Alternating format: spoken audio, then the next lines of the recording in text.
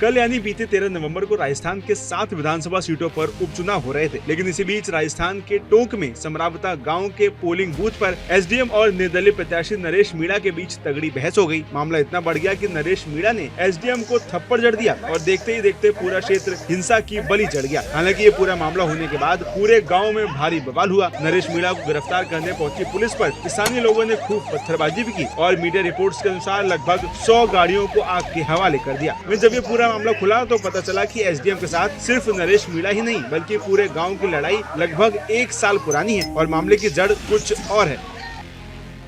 जानकारी के मुताबिक समरावता 800 वोटों का गांव है। करीब 1 साल पहले ये गांव उनियारा उपखंड का हिस्सा हुआ करता था। इस गांव की पंचायत कचरावता होती थी, लेकिन पिछले साल जब नगरफोर्ट तहसील बना तो उनियारा उपखंड की कुछ पंचायतों को इसमें मिला दिया गया। इसी में समरावता गाँव भी शामिल था। हालांकि गाँव वालों को ये सही नहीं लगा और वे लगातार विधायकों और अधिकारियों को समरावता को उनियारा उपखंड में ही रखने की मांग कर रहे थे, लेकिन उनकी नहीं सुनी जा रही थी। जिसके बाद राजस्थान में हुए उपचुनाव को लेकर आचार संहिता लगने से पहले उनियारा की जिन पंचायतों को नगरफोर्ट में शामिल किया गया था उनमें से कुछ गांवों को वापस उनियारा में जोड़ दिया गया, लेकिन समरावता को नहीं जोड़ा गया। ऐसे में गांव वालों ने इस मामले को लेकर 30 अक्टूबर को भी एसडीएम को ज्ञापन सौंपा था। कलेक्टर ने आचार संहिता में मिले प्रस्ताव को चुनाव के बाद आगे भेजने की बात कही थी। वहीं जिसके बाद समरावता गाँव वालों ने चुनाव का बहिष्कार किया और मतदान केंद्र से 100 किलोमीटर दूर धरने पर बैठ गए। गाँव वालों के साथ नरेश मीणा भी धरना प्रदर्शन में शामिल हुए। इसी बीच कुछ लोगों से बीएलओ ने वोट डलवा दिए। इस बात का विरोध करते हुए नरेश मीणा पोलिंग बूथ पहुंचे। इसी दौरान उनकी एसडीएम से बहस हुई। दोनों के बीच बात हाथापाई तक पहुंच गई और नरेश मीणा ने एसडीएम को थप्पड़ जड़ दिया। इस पूरे मामले के बाद खुद नरेश मीणा ने ये पूरी बात बताई थी। ऐसे में उन्होंने क्या कुछ कहा था, पहले आप वो सुनिए।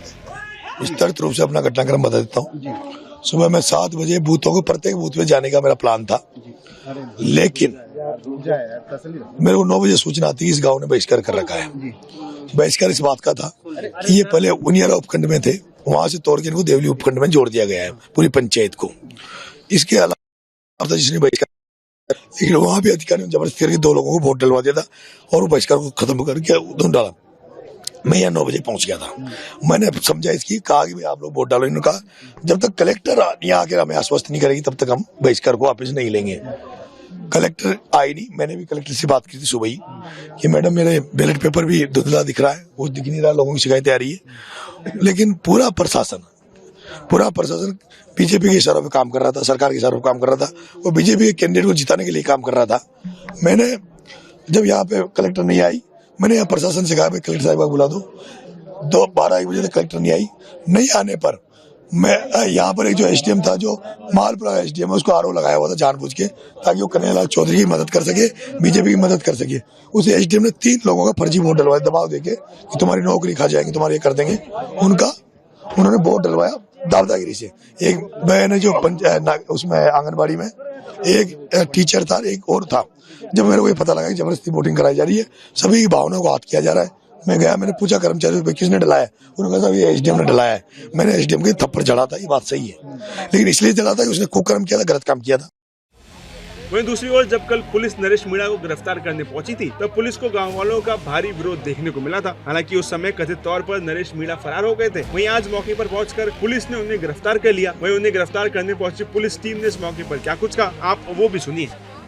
देखिए, उसको समझाइश की गई कि कानून हाथ में ना ले और अपने आप को समर्पित कर दे। और इनिशियली वो मूड में नहीं थे, लेकिन पुलिस की तैयारी को देखते हुए उनको झुकना पड़ा।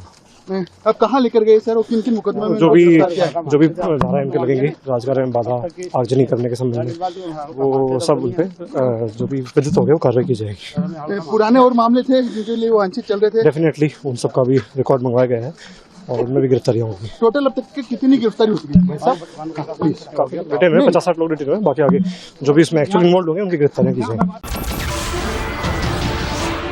नमस्कार, मैं हूं मानक गुप्ता।